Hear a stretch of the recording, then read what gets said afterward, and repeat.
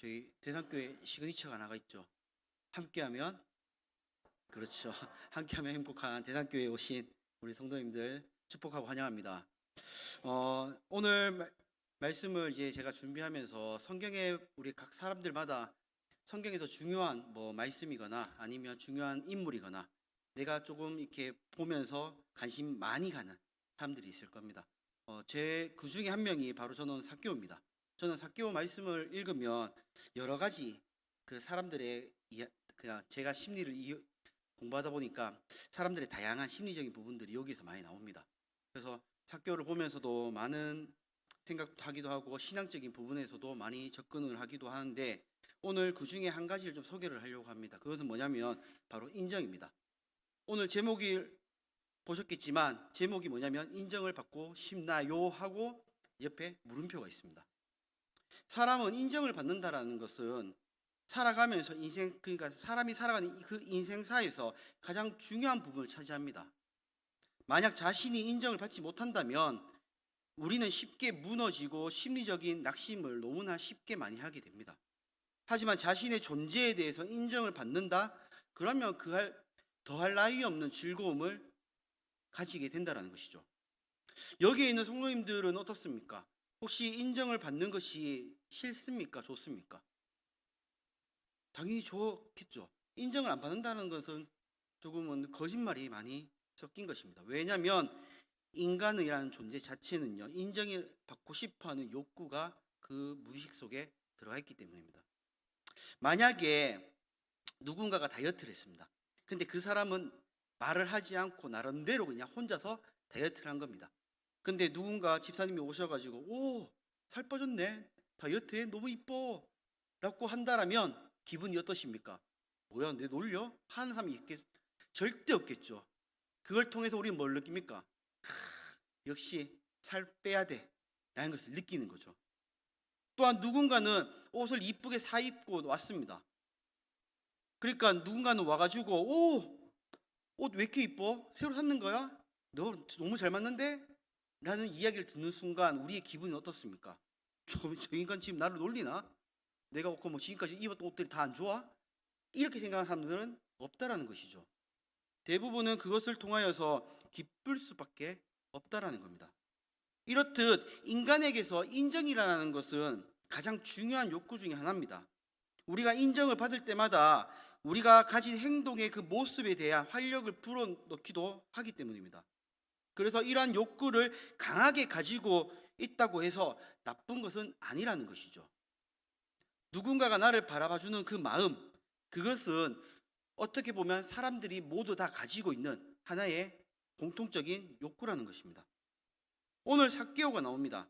삭개오는 굳이 설명하지 않아도 다 잘 아실 겁니다. 예수님을 보기 위해서 나무에 오른 세리장입니다. 세리장은 그 지역에 있는 사람들의 그 백성들의 그 세금을 회수해서 가져가는 사람입니다. 또한 삭개오는 예수님을 만남으로써 변화하여 자신의 재산을 내놓겠다고 또한 그것으로 통해서 섬기겠다고 했던 사람 중에 한 사람입니다. 오늘은 삭개오의 역사를 보려고 하는 것은 아닙니다. 그가 가진 인정을 받았던 그 부분을 보려고 하는 것입니다. 삭개오는 세리장이라는 직책을 가지고 있습니다. 그 당시 세리장들은 로마를 위해 동족 사람들에게 세금을 회수하였고 정당하게 회수하기보다는 몇 배로 그것을 불려서 자신에게 이득을 취했던 사람들입니다. 그러니까 쉽게 설명하면 불법을 행해서 그 불법을 통하여서 자신의 재산들을 늘렸다라는 것입니다. 그러다 보니까 백성들에게는 그들 세리장들은 눈에 가시 같은 사람들이죠. 즉 덤비지는 못하고 그냥 뒤에서 욕을 많이 먹는 사람 중에 한 사람이라는 겁니다. 하지만 성경에서 오늘 나오는 이 삭개오는 부정을 했다라는 이야기는 나오지는 않습니다. 그래서 막 여러 군데를 많이 찾아봤습니다. 혹시나 삭개오가 있을까 하면 성경 찾아보는데 삭개오는 내용은 누가복음밖에 없는 거 다 알고 계시죠? 다 처음 듣는 얘기처럼 보시면 안 되는데 삭개오는 누가복음밖에 없습니다. 그리고 여러 가지 삭개오에 대한 그 해석적인 부분들을 가지고는 있지만 본 성경에서는 삭개오가 부정을 했다라는 이야기는 나오지 않습니다. 그가 했던 일에 대해서 부정을 행한 그 세리장에 대한 이야기들은 나오긴 하지만 그들의 삭개오가 그 부정을 행함으로써 그것을 행했다라고 하지는 않죠. 또한 그가 가진 직책 때문에 사람들의 눈초리를 받는 사람 중에 한 사람이기도 합니다. 그러다 보니까 백성들은 삭개오가 어떤 행동을 했다 이것보다는 그가 가지고 있는 직책, 즉 세리장이라는 그 직책을 통하여서 그 또한 백성들에게는 눈의 가시와 같은 존재였을 거라는 겁니다. 자, 그렇다면 그런 자가 변했습니다. 우리가 어떻게 변한지는 뭐 굳이 잘 아니까 변했습니다. 근데 현실적으로 그 변했다라는 개념이 우리 사람으로서는 인정하기 어렵습니다. 왜냐하면 단시간에 변했기 때문입니다. 사람이 단시간에 변하는 걸 혹시 본 적이 있습니까? 본 적이 없을 겁니다. 왜냐하면 그렇게 변한 사람은 없습니다. 사람은 단시간에 변할 수가 없습니다. 현실적으로. 그러나 오늘 말씀의 5절 6절 한번 다 같이 한번 읽어보도록 하겠습니다. 5절 6절입니다. 예수께서 그곳에 이르사 쳐다보시고 이르시되 삭개오야 속히 내려오라. 내가 오늘 내 집에 유하여야 하겠다 하시니 급히 내려와 즐거워하며 영접하거늘. 아멘. 삭개오는 예수님이 지나간다는 소식을 듣고는 돌무화과 나무에 올랐습니다. 단순히 예수님을 못 봤기 때문이었다라고 하기에는 너무나 이 이야기가 안 이어지죠. 더 나아가서는 그가 또 키가 작았습니다. 그리고 그곳에 많은 사람들이 예수님이 지나가는 것을 구경하기 위해서 많았다라는 겁니다. 이러한 상황에서 삭개오가 가진 지위나 만약에 불법을 행했던 사람이었다라면 너무나 쉽게 예수님이 지나가는 좋은 자리에서 볼 수 있었을 겁니다. 그런데 이상하게도 성경에서는 삭개오는 키가 작았고 그것을 예수님을 보기 위해서 돌 무화과 나무에 올라갔다라고 이야기를 하는 것입니다. 즉 다른 사람들에게 피해를 주려고 하지 않았다는 것이죠. 삭개오는 키가 작고 사람들이 싫어하는 직책을 가지고 있음에도 불구하고 불법을 행하거나 뭔가 다른 이행을 통하여서 자신한테 가장 이득이 되는 방법을 선택한 것이 아니라 그냥 눈에 보이는 돌 무화과 나무에 올라가서 그저 예수님이 지나가기를 기다렸다라는 겁니다. 저는 이 말씀을 보면서 삭개오에 대해서 좀 생각을 해봤습니다. 내가 만약에 삭개오였으면 어땠을까? 또한 삭개오 마음이 어떤 마음일까? 저는 이랬을 것 같습니다. 막 설레는 느낌? 아니면 뭔가 막 기대되는 느낌? 이런 느낌을 삭개오가 가지지 않았을까라는 느낌을 받았습니다. 왜냐하면 예수님은 소문의 소문을 통해서 놀라운 사건들을 일으키면서 지금 자신들이 있는 여리고까지 오고 있는 중이었거든요. 매 사건마다 정말로 그냥 일반 사건들이 아니라 정말로 들으면 들을수록 놀라운 사건들을 터뜨렸다는 겁니다. 얼마나 보고 싶겠습니까? 그것도 자기 앞에 지나간다라는데. 이 감정을 저는 잘 모르겠습니다. 솔직히 너무 설렌다 하는데, 왜냐면 제가 막 연예인을 쫓아다니는 사람도 아니고 그렇다고 막 뭔가 막 좋아가지고 가슴이 설렜다 이런 것도 아니기 때문에. 근데 이걸 한번 고민하면서 생각해 보니까 저희 어머니가 생각이 났습니다. 최근에 저희 어머니가 푹 빠진 사람이 있습니다. 그래서 이제 트로트로 유명한 김영웅이라는 예? 임영웅. 예, 죄송합니다. 제가 임영웅 적어놓고 김영웅 했네. 자, 임영웅인데 방송에 이제 나오고 나서 노래를 부르고 하는데 그 사람한테 푹 빠져버린 겁니다. 그래서 집에만 오면 그거 재방 튼다고 맨날 TV를 틉니다. 그래서 제가 집에서 그것을 안 틀어주니까 이제는 유튜브를 배워가지고 유튜브로 봅니다. 그래서 집에 계시면 계속 임영웅 노래가 계속 나옵니다. 근데 어느 날 여동생이 엄마를 놀래킨다고 임영웅 어머니가 대구 동대구역 근처에서 카페를 하신다고 하더라고요. 또 거기를 데리고 가니까 너무 감동받아서 막 눈물 흘리듯이 쫓아가는 저희 어머니 모습을 봤습니다. 근데 거기서 끝났으면 괜찮은데 웬걸 다른 지역에서 임영웅 콘서트를 한다는 소식을 듣고 거기에 티켓팅이라 해가지고 마우스 컴퓨터 가지고 막 누르는 게 있거든요. 여동생이 또 그걸 했는데 또 그걸 또 가장 앞자리 SS에서도 가장 앞자리에 좋은 자리에 그걸 또 티켓팅을 또 성공해버린 겁니다. 그걸 가지고 성공하니까 어머니가 또 거기에 또 감동받아서 눈물을 흘리시는 겁니다. 근데 그 눈물보다 더 눈물을 흘리신 것이 임영웅 얼굴을 보고 나서 눈물을 더 흘리셨습니다. 저는 그걸 보면서 우리가 이런 마음이 아니었을까라는 생각합니다. 내 앞에 정말 연예인 같은 사람이 지나가는데 누가 그걸 보기 싫어하겠습니까? 싫어할 분들 계신가요? 혹시? 그건 없죠. 소문만 듣던 사람이 내 앞에 지나간다? 저 같았으면 정말 호기심에 막 가만히 있지 못할 것 같습니다. 예배 드리다가도 언제 지나가냐 하면서 뒤에 가가지고 교회 앞에 지나간다 하면 계속 저 뒤에 창문에서 계속 쳐다보고 있지 않겠습니까? 삭개오는 이러한 기대감에 쌓였을 거라고 저는 생각이 듭니다. 그러다 보니까 돌 무화과나무 위에 올라갔고 그걸 통하여서 예수님을 보게 되는 계기가 되었다는 것이죠. 결국 삭개오는 자신의 기대한 만큼 돌 무화과나무에 오른 상황에서 예수님의 지나가는 모습을 보게 됩니다.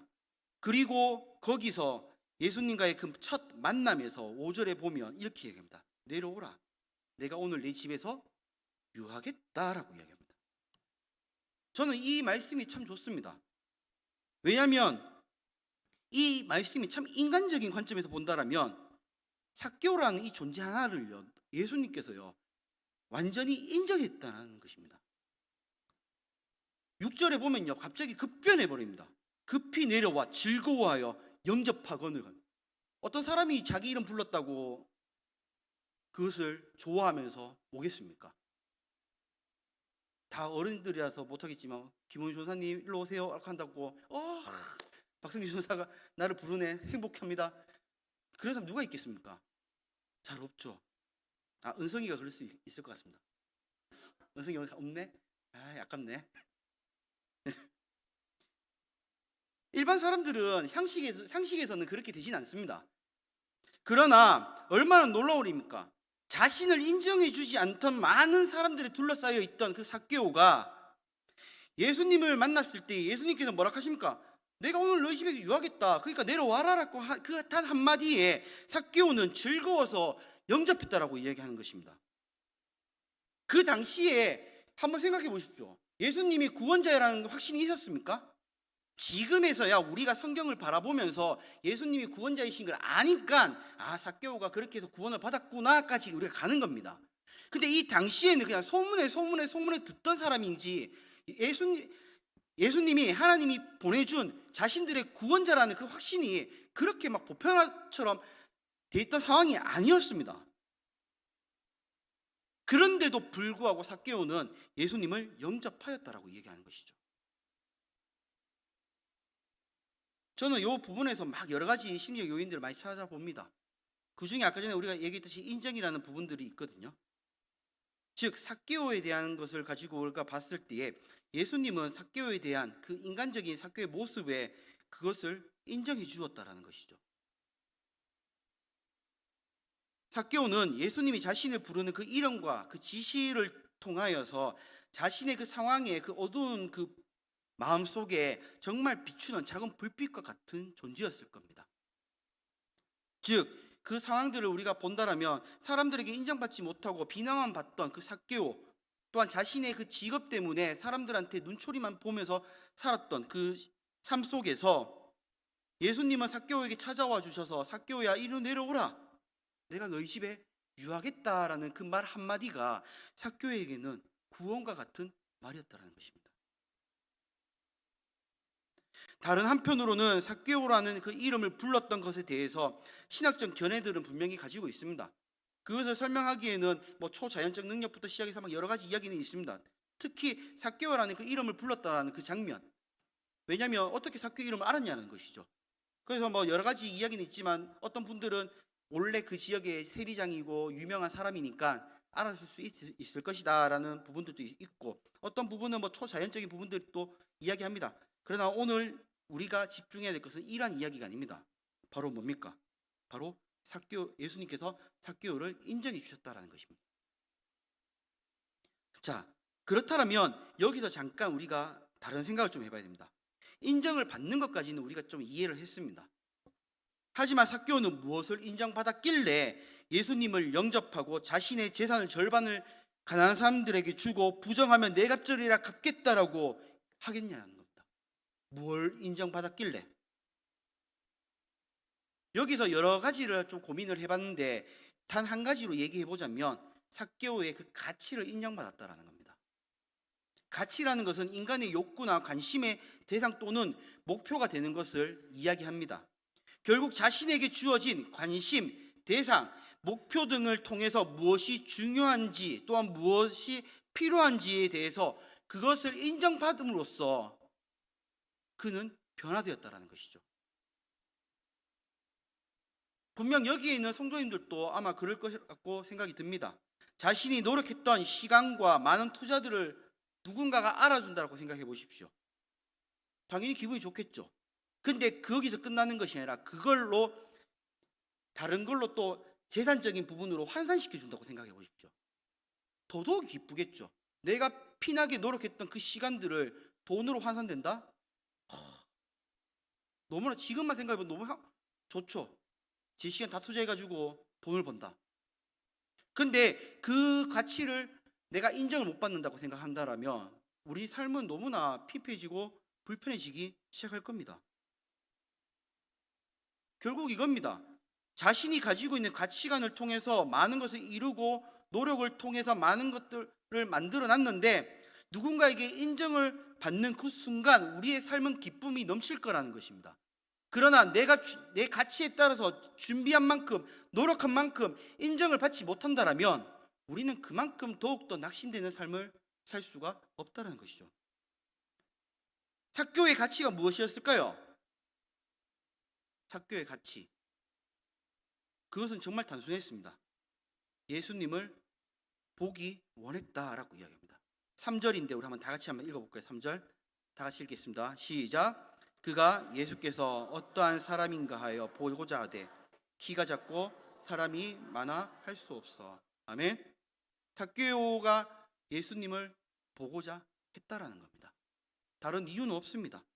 소문에 소문을 듣고 소문에 소문을 듣던 이 삭개오가 예수님이 이 앞에 지나간다고 하니까 그가 예수가 어떠한 사람인지를 그냥 보고자 하되라고 하는 겁니다. 정말 단순하죠. 이러한 이유로 돌무화과 나무에 올라가서 자신의 의지를 통해서 예수님을 보았던 것입니다. 그리고 예수님은 삭개오가 원했던 그 가치를 알아보시고는 바로 이야기합니다. 내려와라. 내가 너희 집에 유하겠다. 이러한 가치를 건드렸던 사건들이 성경에는 너무나 많습니다. 그 중에 한 가지를 얘기해 본다면 마태복음 19장 16절부터 22절에 나오는 부자 청년에 대한 말씀입니다. 젊은 부자 청년과 예수님의 대화에서 나오는데 마태복음 외에도 마가복음, 누가복음 기록되어 있습니다. 한결같은 이야기로 동일하게 이야기하는데 제가 잠깐 전체적으로 한번 스토리를 읽어드리겠습니다. 16절에 보면 선생이여 내가 무슨 선한 일을 하여야 영생을 얻으리까? 라고 묻습니다. 이러한 청년에게 예수님은 이렇게 대답을 합니다. 17절에 내가 생명에 들어가려면 계명을 지키라 라고 이야기합니다. 하지만 또다시 청년이 묻습니다. 그렇다면 어느 계명입니까? 라고 묻습니다. 예수님은 살인하지 마라, 간음하지 마라, 도둑질하지 말라, 거짓 증거하지 말라, 내 부모를 공경하라, 내 이웃을 내 자신과 같이 사랑하라 라고 이야기합니다. 이러한 청년은 자신 있게 이야기합니다. 내가 이 모든 것을 지켰습니다. 무엇이 부족합니까? 라고 이야기합니다. 그럴 때 예수님이 다시 이야기합니다.